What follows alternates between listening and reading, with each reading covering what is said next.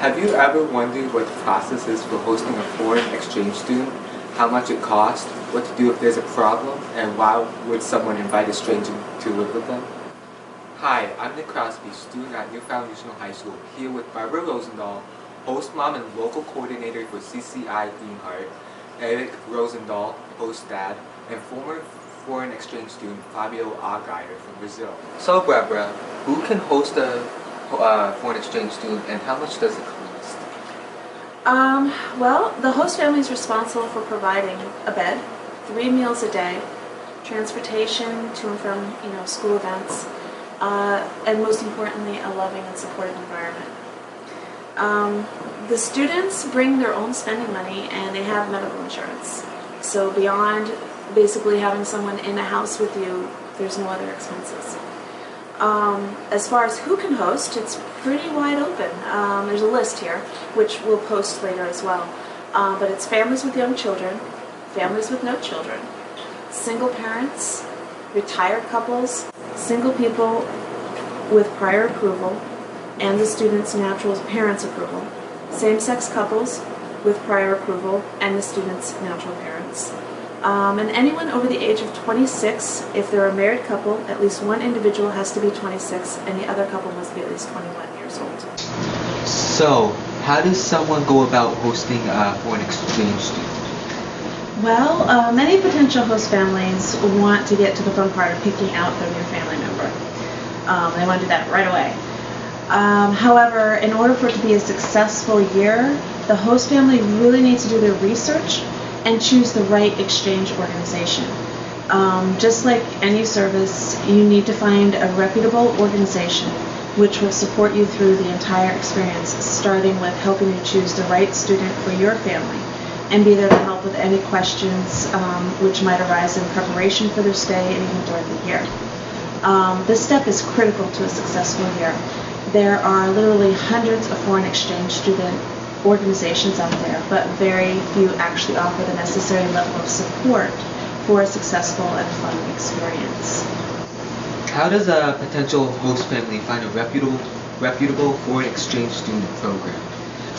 They should start by looking for an organization listed with the Council on Standards for International Educational Travel. And we'll share a website link as well. Any organization listed on this site has met their rigorous standards of integrity to the cultural exchange experience. This site will help you find a reputable program in your area. So once a reputable program has been identified, what's next? The potential host family reaches out to have a local coordinator assigned to them. The local coordinator will help with any questions on the host family application and to find a student who matches the host family's interests. The local coordinator will help prepare the host family for the new arrival, as well as provide the student orientation once they're here, and organize activities for the student during the year that they're here, or during their stay.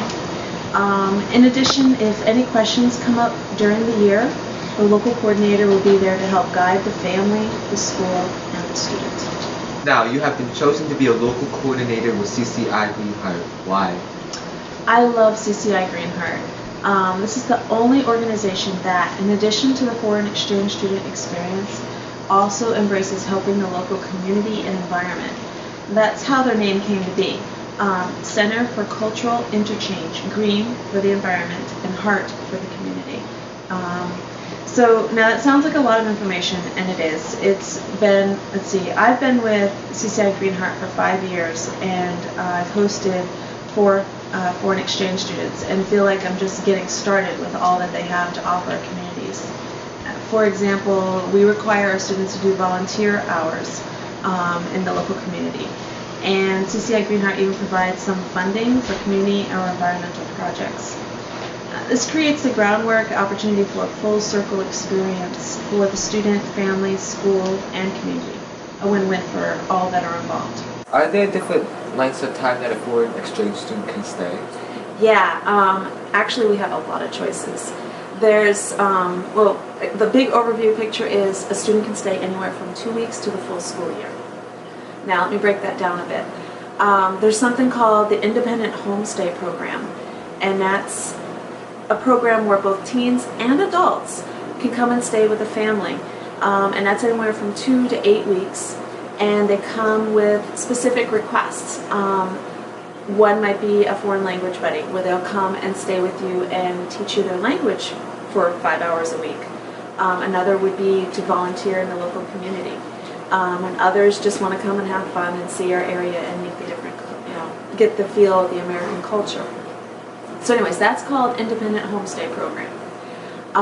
Then there's the traditional foreign exchange students, and they come from all over the world, and they stay for either 1 or 2 school semesters. Those traditional foreign exchange students have paid a lot of money to come and stay with us, and they come again with their own spending money, their own medical insurance, and they're here to improve their English, enjoy the American culture, and share their culture with us. Then we get into the grant programs. The first one is called FLEX, and that stands for Future Leaders Exchange. And these are grant students from former nations of the Soviet Union. These kids are here on a U.S. grant scholarship. The same for the YES students, which is the Youth Exchange and Study Program. And these are grant students here from predominantly Muslim countries. Both grant programs are paid for by the U.S. government and involve a very rigorous application process. Last year, only 1 in 50 of those applicants was accepted and won the grant to come here. The grant students come here with the primary purpose of sharing their culture, and they are acting as an ambassador for their native country while they're here. They come, they share their culture through various presentations, and then they go back home and they share their American experience there. It's the true nature of the exchange program. In addition to that, CCI Greenheart does offer other comprehensive opportunities for American teens and adults to volunteer, work, and attend school abroad. So is there a good time of year to get started? Yeah, the host families really should be thinking about it. They can think about it year-round, but when momentum really starts picking up is January to June. That's when all of the student applications start hitting the database. January is when the potential students start showing for the upcoming school year. And it's best to get the host family application completed early so that the host family can pick out their student, get their placement secured in the school, and that's really a critical point. A lot of schools stop taking foreign exchange student applications before the new school year starts, or even in June of the prior school year. So it's really important to get started early. And then that also gives the host family and the student a chance to get to know each other, either via Skype, email, Facebook, which alleviates a lot of apprehension on both the student's part and the family's part, because you already pretty much know each other by the time you meet at the airport in real life. How many foreign exchange students have you hosted, and what were some of your favorite experiences with each of them? We have had 4 foreign exchange students stay with us for the full school year each. Our first one was Kathy from Augsburg, Germany, and she was our very first exchange student, so it was that initial what do you expect kind of thing, and that even though we had gotten to Skype and talk over Facebook and via email and everything, we kind of knew each other. We had our first face-to-face moment at the airport, and I will never forget the look on her face that after we brought her home, we gave her a tour of our house, brought her up, showed her her bedroom, and she turned around and looked at us. And the look on her face was absolute sheer happiness and joy. And she gave us this really incredibly warm hug and said thank you. And I wish I could share the image in my mind of what her face looked like, because it's forever imprinted in mine, just how happy she was, and to think that we actually contributed a little bit to that happiness was pretty incredible. Then after Kathy, we had Carla from Berlin, Germany. And with Carla, it was cooking. Oh my goodness, we did so much cooking together, and she taught me so much in the kitchen. It was just so much fun. Absolutely a blast doing all kinds of great things in the kitchen with Carla. And with Fabio, it was tubing and getting to go sledding and seeing his face with the snow. Just loved those moments with him being from Brazil and having never even been in cold weather before. Getting to experience snow for the first time with him was a lot like seeing snow for the first time myself. It was a lot of fun. And then with Julia from Ukraine, it was her dancing. Family nights and playing games, and she was a very gifted, talented dancer. And to just her break out in some pretty cool moves just in the middle of nowhere just added so much joy and laughter to the house. So yeah, love each of them very, very much as if they were our own kids, and love the fact that they all want to come back and visit. And we get to visit them. That's the cool part too, is when you have an exchange student is now you have that open door to their country to go and visit someone that you care about very much in their home country. It opens up travel opportunities that you never thought you would have.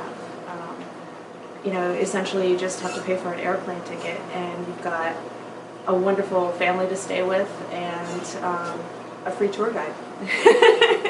And that long-lasting relationship. It's pretty amazing. So, is it easy to contact the natural parents to discuss any questions or things that you should know about the child? Generally, yes. You do have the parents' contact information. And that's certainly a relationship that you can develop. Usually the proper chain of communication is to go through the student and your local coordinator, and the local coordinator would reach to the organization, and the organization can reach to the natural family. But it's been my experience that sometimes I just develop relationships with the kids' parents. Just letting them know that the kids are okay. Maybe I'll post a picture on Facebook so they can see what their kid's doing, or something along those lines. But yeah, you can definitely develop a relationship with the exchange students' natural parents. Yeah. We have a former Rosendahl exchange student here, Fabio from Brazil. Fabio, you were a traditional exchange student here for the school year of 2013 to 2014. Yes, I attended Newfoundland Regional High School for a full school year when I was 16. Fabio, do you get to say which host family you get or what location in the U.S.? Well, yes and no. It depends on the family that's interested in hosting the student. As Barbara said, if it is a same-sex couple or a single parent, then the student and his or her natural family has the choice to accept or decline the host family. And as about location, there are certain fees that you can pay to choose from regions, states, and cities. But if you choose not to pay extra, then you go whatever the host family is. So Fabio, what is the process for applying for the exchange like for you? And when does that process start? The process is very complex and has a lot of steps to it. So the agencies recommend the students to start the process 6 to 8 months before the travel date. I came here in August and I started my process in December, if I'm not wrong, and it started off with a visit to the travel agency where you just tell where you want to go, and the agents will talk to you about all the different locations and different kinds of host families and different kinds of programs, and then you just choose the program that fits you better. So once you decide which program you're going to go for, you take an English test to make sure you're going to be able to communicate in English well enough when you get here the first time. I actually had to retake the test because when I first started the process, my English wasn't so good, so I didn't pass the test. So I had to retake it to be able to come to be involved in the program. So once you pass the exam, the agency will give you your application, which is basically paperwork that will tell the host families all information they can possibly get from you, and it tells everything you like to do, everything you like to eat, your habits, what you hope to do when you get in the country, and what are some of your expectations. So Fabio, what's rewarding for the exchange student and those who will be around him or her? So for the exchange student, it's obviously getting better at English and getting the opportunity to know a new culture and studying in a different school environment and living in a different family. And for the people who will be around him or her, it's also to learn a new culture, to maybe learn a new language as well. And the exchange students just helps people to open their minds to new horizons and to new possibilities, and I think that's a very important thing that exchange students do for the community and people around him or her. What do you expect from a host family? Well, I remember that when I was leaving Brazil to come here, I was a little bit scared because I was leaving my home country, I was leaving my family to come to a strange place. I didn't know anyone, so I think I kind of expected people to just help me deal with this new situation. So I think that's what most exchange students expect from their host families. I think they want someone to help them go through the adaptation and just support them deal with the new experiences. So yeah, all these students just expect to have a loving home with loving people and lots of help and support. Do you have any favorite experiences you'd like to share? Yes, I have lots of them. It's even hard to choose one, but one of my favorites is for my 17th birthday that Barb and Eric, they surprised me. Okay, I remember then when I first got here, I wanted to learn how to ride a horse. So Barb took me to a lot of places in the area to try to find a teacher or instructor for me, and couldn't find any. So for my 17th birthday, they took me to Castle in the Clouds. And there they have this cool trail that we can go with a horse, and they surprised me with that. That was awesome. Do you have any advice for a host family from an exchange student's perspective to make the experience as positive as possible? Yes, I think all host families have to make sure that they are willing to offer a loving home for the exchange students, and that they are confident in dealing with the unique characteristics of the students. Eric here to share his experience as a host father. Eric, do you have any experience or advice to share for future host dads? Just kind of be yourself. Most of you out there are probably already fathers, dads. It's a bit different at first, obviously. You're taking in a new person, welcoming them to your family, so just be supportive, be there for them. It will likely involve shuttling them back and forth to different events, schools, stuff like that, so just be ready and be open-minded. You're accepting them into your home, and there's going to be lots of new experiences to share. And just be there and supportive, and enjoy the year, because it's a great experience and one that I will cherish and not forget. For any questions, please contact Barbara Rosendahl at barb.rosendahl@gmail.com or her home phone number 603-455-1368, or look her up on Facebook under Barbara Woodman Rosendahl.